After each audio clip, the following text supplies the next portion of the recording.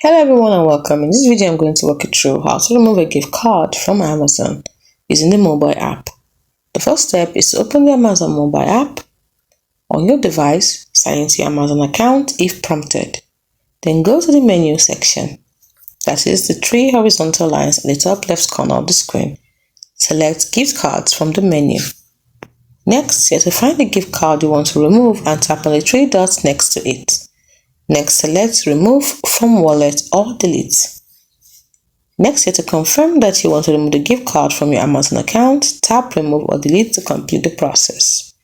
It's important for you to note that it's important for you to note the gift card balance. That is, make sure to use or transfer the gift card balance before removing it from your Amazon account. Also, check the gift card expiration date to ensure you don't miss using the balance. It's as simple as that. By following these steps, you can remove a gift card from Amazon.